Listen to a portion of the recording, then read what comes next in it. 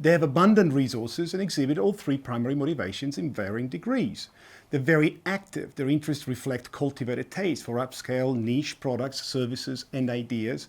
And they're change leaders and most receptive in particular to new ideas, change, new technologies, etc. So often if you have something new that you want to test on your market, this could be the segment to target.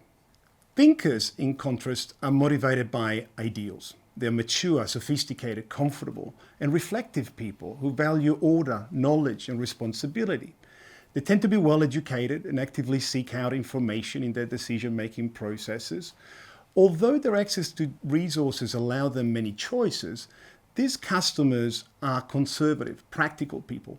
They look for durability, functionality, stability, and value. So if that is your customer proposition, then the thinkers are the right segment for you. The third group of customers are achievers.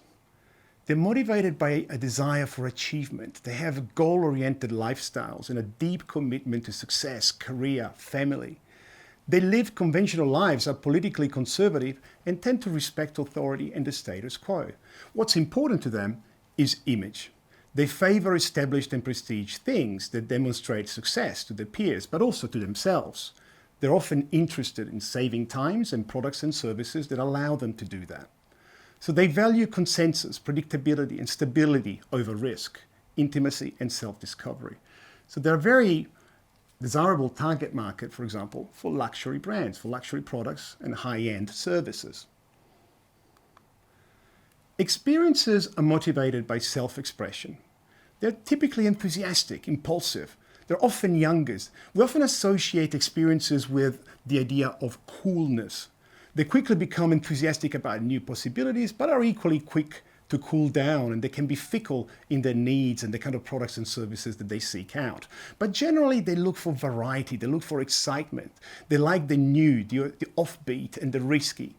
So if your product, if your value proposition taps into these kind of values, then experiences are the right target for you. They care about appearances and things that they deem to be cool. Importantly, experiences also influence others. So they're often a very interesting market to target if you want to penetrate a new niche and influence other customers afterwards. Believers, like thinkers, are motivated by ideals, but they have lower resources and lower innovation. Many believers express moral codes that are deeply rooted. They follow established routines, organized in large part around home, family, community, and social organizations to which they belong. Believers are fairly predictable consumers. They choose familiar products and ideas and prefer things that are well established. They like anything domestic, for example, over foreign, and are generally loyal people. They like to be led and following clear instructions. Strivers are trendy and fun-loving because they're motivated by achievement. They look up to achievers to a large extent, but they have, remember, lower resources, lower innovation, lower resources. So money defines success for them, as they often don't have enough of it to meet their desires. But they like stylish things that emulate the purchases of people with greater material wealth, like the achievers, for example. Strivers care about what others think of them, and they can be impulsive and self-conscious. Makers, like experiencers, are motivated by self-expression. They like to make their own things. They're often suspicious of new ideas. They prefer value in luxury. Therefore, if your brand proposition is around value, then this is the right target for you. They're usually creative consumers, and they aren't impressed by material possessions other than those with a practical or functional purpose. So they're very utilitarian buyers. And finally, we have survivors. They live narrowly focused lives with few resources with which to cope, and often believe that the world is changing too quickly. They're comfortable with the familiar. They like to be primarily concerned with safety and security. They're cautious people fundamentally. They're loyal to favorite people and brands, especially if they can purchase them at a discount, like private labels and those kind of products.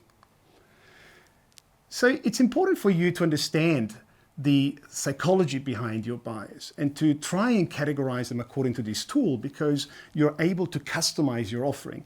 And in particular, each of these 8 segments will respond to your communication strategy, to your digital marketing strategy in a different way. Knowing to which segment your customers belong will allow you to push the right buttons, to trigger the right responses in them, to use the right things that will work as effective cues in stimulating their purchases and, ideally, their loyalty.